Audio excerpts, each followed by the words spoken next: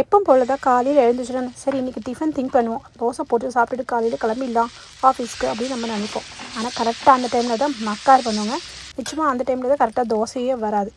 என்ன அந்த டைமில் ரொம்ப கோவமாக இருக்கும், என்னடா இது கரெக்டாக வந்து இந்த டைம்லேயே வந்து தோசை வரவே இல்லைன்னு சொல்லிட்டு. தோசை வரலனா ரொம்ப ரொம்ப ஈஸிங்க. அந்த டைம் கூட அதே நிமிஷத்தில் நம்ம தோசை சுட்டு எடுத்துடலாம். அவ்வளோ ரொம்ப நல்லா ஈஸியாக வரும், பேப்பர் போல் உங்களுக்கு வரும். இந்த ஒரு டிப்பு ட்ரை பண்ணி பாருங்கள், கண்டிப்பாக ட்ரை பண்ணி பார்த்தா அவங்களுக்கே தெரியும்.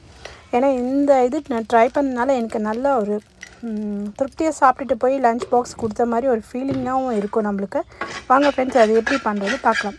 ஃபஸ்ட்டு வந்து அந்த கல்லில் வந்து பார்த்திங்கன்னா அந்த தோசை வரலன்னா எடுத்து கழுவிடுங்க.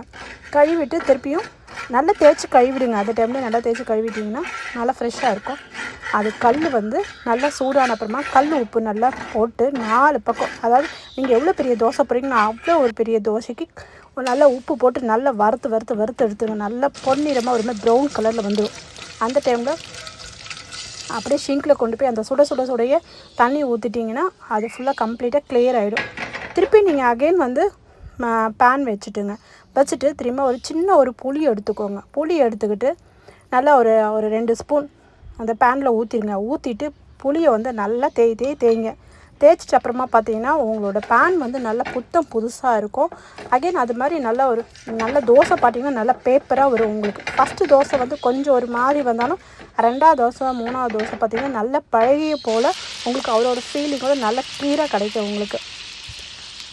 அந்த புளியை வந்து நல்லா தொடச்சி நல்லா சூடு பண்ணிவிட்டு அப்புறமா கொஞ்சமாக தண்ணி ஊற்றிடுங்க. தண்ணி ஊற்றி நல்லா கொதிச்ச அப்புறமா அதுவும் தூக்கி கலாஞ்சிட்டு கம்ப்ளீட்டாக வந்து நீங்கள் தோசை போட்டு பாருங்கள், செம்ம சூப்பராக வருங்க.